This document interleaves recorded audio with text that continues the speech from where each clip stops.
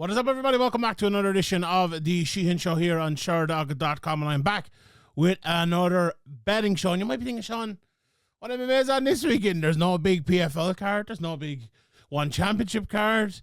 There's no big Bellator UFC card. Well, I got you covered. There's a Cage Warriors card this weekend, and I have a few bets from that, and I'll actually run through the whole card and give my picks for it. As you know, with cards like Cage Warriors and even some of the UFC cards, sometimes the odds aren't out until very late in the week. So I kind of only have money line odds here. So I'm gonna make do with what I can with that. But also, to make it a little bit better, I've made this kind of a European special. So the odds are already out for Oktagon next week. And next week is an insane week because we have UFC 302. We have, as I said, Oktagon, but we have KSW as well. We also have, is it PFL Europe is coming up as well? And One Championship. So we have a load of stuff next week. So I'm going to cover Oktagon this week. I'm going to make it a bit of a European special here. So Cage Warriors bets today and Oktagon bets today. I have a preview already out for Cage Warriors if you haven't seen that. I will have a preview out for both Oktagon and KSW, which will be a little bit earlier than usual. That will be out next week as well. So you can get your bets in order ages before the card even happens. We'll make do. We don't, as I said, not a load of MMA this weekend, so we're gonna do that. And I think, you know, I have a pretty good record with the European bets, so you know, maybe this is a blessing in disguise. But also, talking about the record, it's been a pretty good few weeks. Last week we hit 3 of our 4 bets again. God Almighty, the Flyers. I think I should just give up on these Flyers because they're not working. But 3 out of 4 again. We had 3 out of 4 the week before that. 3 out of 4 the week before that. We had 2 out of 4 the week before that. We had 4 out of 4 the week before that. We had a mega event before that. We got 4 out of like 6 or something like that. So it's been a really, really good time. The last, how many? 1, 2, 3, 4, 5, 6 weeks. We've had at least 2. Right, every week, sometimes 3 as well. So I'll take that. Plus, you know me as well. Like, I'm not doing these all the units and but I'm giving you good prices all the time. I very rarely go over minus 200 unless it's absolutely necessary. So we have a lot of even money or plus money bets, and I'm happy with the way it's turned. It wasn't a great start. It definitely wasn't a great start. But if you've been tracking the last 6 weeks, so I think there's definitely been money made as long as you stay away from the Flyers, because that's just a complete waste of money. We're 2 of 20 on the Flyers, God Almighty. But overall, we're 39 of 76, which is very, very, very good, I think, compared to last year anyway, and with the level of bets I'm giving. So the bets that hit last week, I gave you a double of Patchy Mix and Slim Trebelsi at minus 147. Now that was very, very nearly didn't hit. Obviously, the Patchy Mix fight was very, very quick. Very close.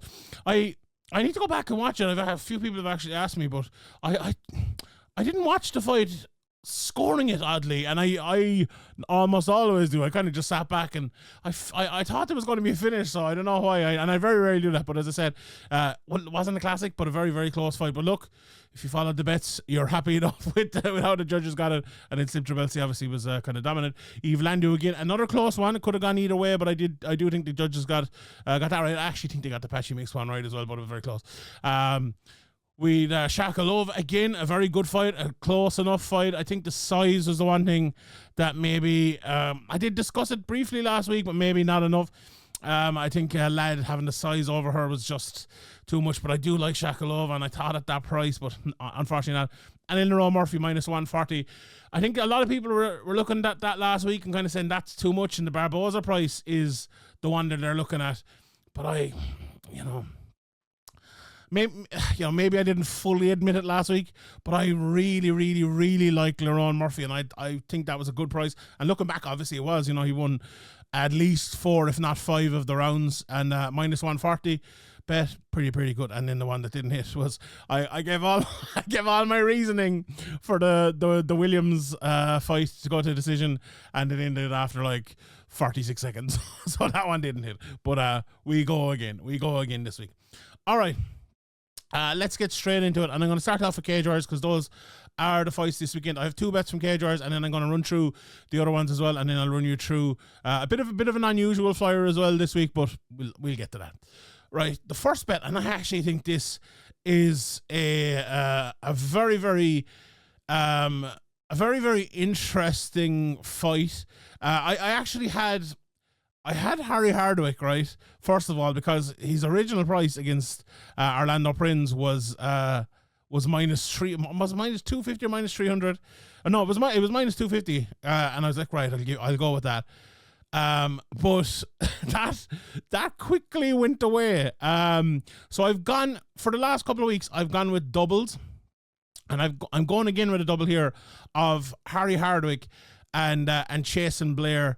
And one is at I'll get you the price of that now here in a second, but one's at -450 and one's at -500. So look, when you have two guys like that I think deserve to be big favorites, and you put the two of them together and you can get a little bit of value, I think, do you know what, I think that's a good one to go for, because you very rarely and the price is around what is, let me just check here again, sorry, the price is around -195, so you very rarely get two lads who I think will win pretty comprehensively, add them together, and you get what you get. But I think that's what we have here, and I think that's what we have the last week as well with Trabelsi and Patchy Mix.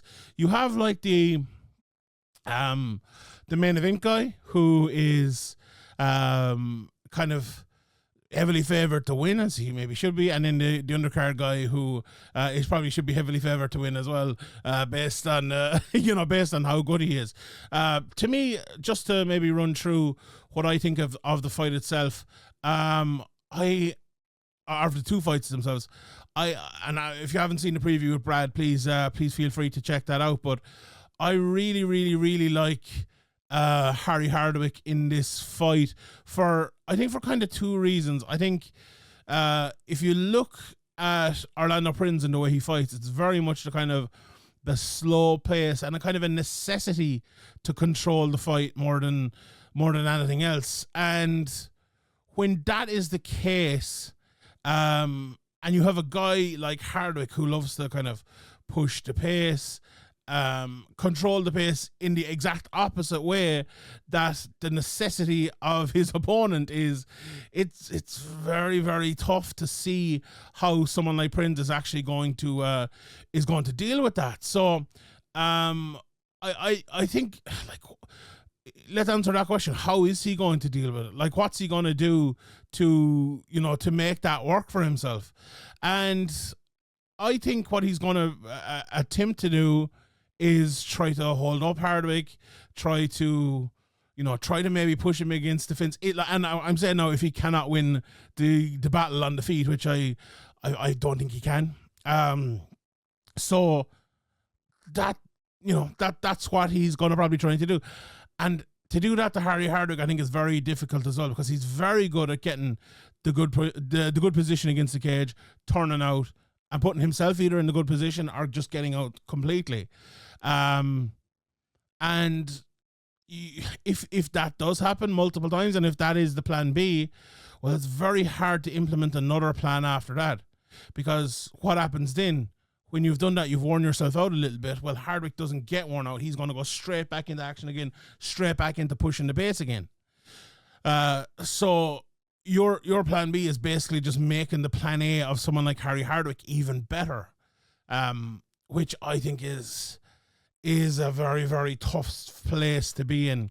I look at Hardwick and think, look, okay, he's been out for a while. He has he has been waiting for this opportunity and not being able to get it through, one thing or another. And obviously, but we had the whole Paul Hughes situation, and then he moved up, and then, I think there was bits of injuries and things like that, and Jordan Vucinic is also knocking around the whole time as well, and you don't know what's going to happen with that. And finally, I suppose the vacant belt is there now. Will that work against him or not? Who knows? I think for Prince, he's taking this on short notice, but he was already preparing for a fight on this. He already has the cage riders experience. I really think that helps him. But all in all, I think I was much more comfortable with this when it was the initial price came in, but that was clearly taken very, very early, and it's a big price now. The other one that's a big price, and obviously as I said, we're doing the parlay here, and I checked it again. It is working out around minus 195 on this book here. Now, as I said, the closer it'll get, maybe it'll get a little bit better, maybe it'll get a little bit worse, but we will see on that. Chasen Blair is the other one who's fighting Arthur's Lycians. I watched a bit of tape on Arthur, and I spoke to Brad about it. Look, he's a very, very scrappy guy, but I don't really see how he beats a guy like Chasen Blair. Like, Arthur's is your kind of, your old school MMA fighter that came up because he's tougher than most people and will beat most people. And on, say, like the regional scene prior to Cage Warriors, it's a guy like that is really, really, really a tough out. Like, extremely hard to beat, because what are you getting at that level? You're getting younger guys. You're getting guys who, maybe aren't, how would you put it? Pros. Like, if you get the Cage Warriors, someone is trying to get to the UFC. They're trying to get to the very top of the sport. Now, they might not all get there, but that's kind of what they are. You don't always get that everywhere else. Now, having said that, Arthur's record isn't amazing. Like, he's 9-7. But he's lost to some good guys in there, and he's only lost 2 of his last 7 fights, I think. So he's 5-2 in the last few, and that tells the story more than anything else, because he lost 4 of his first 6 fights. That was back in 2017, 2019. He took a couple of years off, so he's only lost 3 times since 2019 and won how many? 1, 2, 3, 4, 5, 6, 7. So 7-3 really is his most recent record. And that that more tells the story than the 9-7 part, without a shadow of a doubt. But I think so. The difference between that and what he faces here is Chasen Blair is you're an American athlete. You're an American wrestler, very, very strong, very quick, very brazen, very big-headed, goes forward, takes you down, and beats you up. And that's what's going to happen here. Very, very hard to see anything else happening here. Like, Arthurs is very good at getting out of positions, but against guys that don't have the purchase on their wrestling, on their positional dominance that Chasen Blair has. So I think he's going to dominate. And I think Harry, I don't know if I actually do think Harry Hardwick's going to dominate as well. So put the two of them together, you got a price for around minus 200, a little bit less. Let's take that every day of the week. Right. Let's move on to the next one. I need to. These prices are actually fluctuating from before I started, from yesterday to before I started to now as I record. This Joe Ambler, who's my next bet, price has changed 3 times. So it's actually started off at minus 190, and I picked him at that. Then it went up to minus 260, and I was like, oh, and now it's back down to minus 240. So I'm gonna go for it. As I said, look, there isn't a whole lot of bets this week. I just think Joe Ambler is a really bad matchup for Michael Shimu, who he's fighting here. Now, I actually have a real soft spot for Big Mike. I know my colleague Jake there over in who covers the sport over in Newcastle upon time has told me about Big Mike for years, and he's a guy who came over to England and he trained at all different gyms, and a lot of people kind of took him in. He was a young guy who was really struggling to find his way, and it's a great story the way he has it and the way he's become a fighter. But he's had so many tough matchups in his career already to date. It's 3-4, and he's another tough one here. Like, this guy is fighting all the best up and coming prospects that has offered. Like, if you're listening to this, like, you probably know Samir Kaddi, like, very, very good prospect. Glenn Irvin, very good prospect. Will Curry, very, very, very good prospect. You see, he fought Tom Field as well as an amateur. I believe he's a good prospect. And Joe Ambler is the next guy he's fighting, and Joe Ambler is 1-on-1. You might see that and think, okay, well, how good is this guy? He his losses to Jordan O'Neill. Jordan O'Neill also fighting on this card. He's from Northern Ireland, and he is. You talk about athletes at the middleweight 205 type of weight class. This guy is a proper athlete, big and strong, and a very good fighter all around. And my colleagues over in the Old Triangle who cover a lot of the amateur Irish scene, but the new pros and stuff, as well as I do myself, obviously a little bit.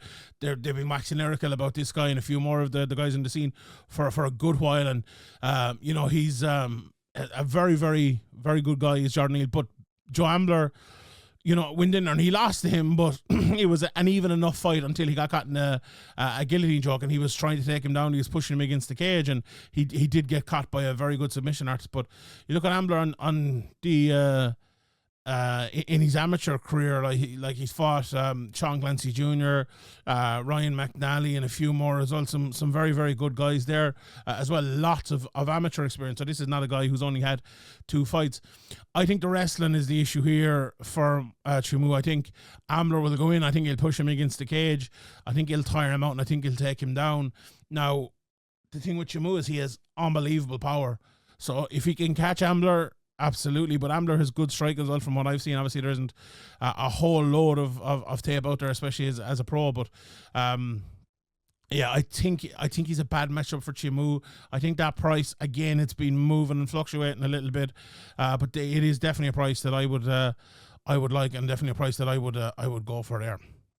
Right, let's click this here and let's have a little bit of a look at the rest of the prices over on Cagers, if you can see that. Hopefully it's big enough for you there. So we talked about the Hardwick Prince one. Leon Hill, Tommy Hawthorne. Leon Hill minus 180, Tommy Hawthorne plus 150. I'll tell you what, this is the fight of the weekend, in my opinion. I've known Leon Hill for years. He's an Irish fighter, very, very good fighter. But Tommy Hawthorne, I didn't know Tommy before, went and watched a bit of tape on him, and I'm thoroughly impressed. This is about a high level of fight you get at kind of the level, which is probably maybe 2 to 3 fights away from Cage Warriors Championship level.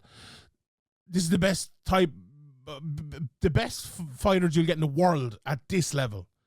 This is fantastic. Tommy Hawthorne, like, his Muay Thai is really good. His wrestling is really good all around. Like, Leon Hill is a very good jab, very good in the clinch, but good boxing, good on the ground, good everywhere.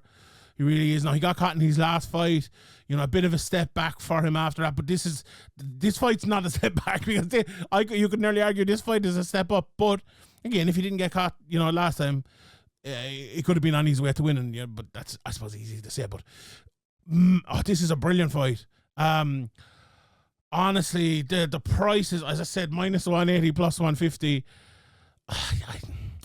I think I'll pick the fight if you gave me both of them straight up. I think I would go Leon Hill. But that plus 150, I think it's such a pick 'em fight. I'd nearly go for Hawthorne at the plus 150 price there. We talked about Ambler, Chimu, obviously. Abraham, Aidan Lee at minus 300. I think that's just about right. Joe Fields and Tom Wright. Brad was very, very much on for that fight.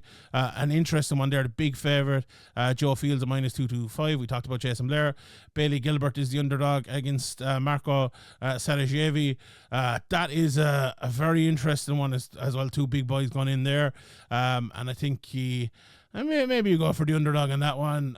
Charles Joyner, there's a lot of hype around him, minus 500. A lot of hype for a long time around Nick Bagley as well. He's minus 360 in there. Clark and Bentaleb fight is pick 'em fight at minus 115. Prince McLean and Mazeo. McLean, a guy as well who's been around for a while but maybe hasn't been as active. And Francesco Mazeo, a big prospect obviously. And then Jordan O'Neill minus 500 against plus 375 Theodorus Sardes. I just spoke about O'Neill in depth, obviously, there. That price to me is too high. I do fancy O'Neill, but I think he should probably around minus 350 rather than minus 500, because watching some of Sardes as well, Sardes looks a real good fighter. I think I don't think he'll win. But I don't think he should be plus 375 either. And plus 375 is interesting. Minus 500 is more the other side of it. But I do think Jordan O'Neill will win, and I do think he'll likely win well. So that's probably not one to bet on at that price. Right. So those are the Cage Warriors bets for the weekend. Let's talk about Oktagon.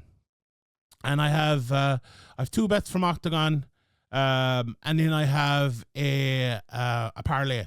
So the first bet I'm going to give you is Mateusz Legierski in this fight over in Oktagon. And he's in there against Akon Wallace. Now, again, Akon Wallace, one of these guys. Oh God, I actually watched his last fight and he looked phenomenal. He was moving so well on the feet. Knocked out his opponent very, very quickly. Looked great. And Legierski's minus 163 here. The reason I'm going for Legierski is because I watched a couple of his fights too. He fought someone else in this card, if memory serves me right. Who was it? Who did he fight on this card? I ended up watching one of his fights without knowing I needed to watch one of his fights anyway. But I'm very, very, very, very bad matchup, I think, for Akon Wallace. Legierski is a very good wrestler. He'll put you on your back very, very quickly. He's also good off of his back. And Akon Wallace, as good as he's striking and everything is, I still think that's going to be an issue for him. Against a guy like Legierski, who is happy enough to go to the ground, who's happy enough to dominate in that area, I think Legierski, he's enough in the striking realm as well, you know, to maybe hold his own against Akon Wallace if there is, say, a long period there. If it's too long of a period, I would fancy Wallace to get in there and maybe get the finish. But I have a feeling it won't be that long with a guy like Legierski who loves to get the fight to the ground. He's often slower. Also, the one thing I need to mention, he's right hand as well. He's kind of very slow and slower in his body. He lulls him in and he bounces in with that right hand and hits him hard with it. Very, very hard with it. So I wouldn't rule him out in that area, but I would fancy Wallace on the feet. Again, I think he's going to take the fight to the ground, and I think Wallace is going to struggle there. So that's minus 163 for that one. The next one is a rematch, and it's the main event. And I'm going for Karlos Vemola at plus 105. Let me just check if that price is still there at that price. It is plus 105. He's fighting Attila Vey now. I put up a tweet there the other night, and this is a rematch, right? So it's an immediate rematch for Attila Vey. And for Karlos Vemola, this will be his 12th fight since the first one, right? In that one, Attila Vey, I watched the whole fight last time. Attila Vey came out, boxed the head off him, and knocked him out in maybe, 2 minutes or something like that? Maybe it's a little bit longer, but just destroyed him. So if that happens again, I look very foolish given, like, he just destroyed him. But as I said, Vey had been around since then. I think, was it 2019 maybe? I could just pull this up here. I have Sherdog.com in front of me. But yeah, and Vemola has become a very different fighter since he's 38 years of age now, Vemola. That fight, it was in 2019. You know, Attila Vey, again, being out for that long, he's 38 years of age as well. He's kind of, he basically retired, and he's coming back for it. I think if you look at Vemola, right, and you look at the fight against Patrick Kienzl, where he ended up losing him, but he pushed Kienzl against the cage for long periods of it. He was very smart. He stayed away from the wrestling. And you look at some of the other people he's fought. You look at, say, someone like Alex Lahora, he ended up beating him. And there's a lot of strikers in there who he has fought and ended up beating. And I think that is a big part of this, and a big part of why Vemola is, I suppose, the guy who you would want to go with. Like, his wrestling has improved so much. He's kind of that old school strength, relentless. The commentary always, and I mentioned this a few times, they all talk about his cardio. I'm not sure if it's the best in the world, but he does keep going, and he's well able to go at 5 rounds. So I don't know if this is 5 rounds. Anyway, I like Vemola to take him down. I like the fact that he has been active, and Attila Vey hasn't for the last 5 years. I think it's a good price, and I think if this was look, if this was two fighters who hadn't fought each other with the exact same skill sets, I think Vemola would be the favourite by a long way. It's just the fact that they have fought each other and Vade destroyed him. That does, okay, fair enough. That might be a bit of an icy thin argument from me there, but at the same time, I'm sticking by it. Vemola plus 105 to win. Right, those are my 4 bets. 2 from Cage Warriors and 2 from Oktagon, and now I'm going to give you a bit of a complicated parlay, but not too complicated. So my parlay is a 4-way parlay, and it's plus 1,028. So I'm going to give you 2 of the lads I already give you, Legierski and Vemola, and I'm also going to give you Mate Pinaz, and I'm going to give you Mohamed Makachev. And I'll talk you through those other 2 fights now. The big one there, and let me just pull this up again. Pinaz is plus 150. Makachev is minus 275.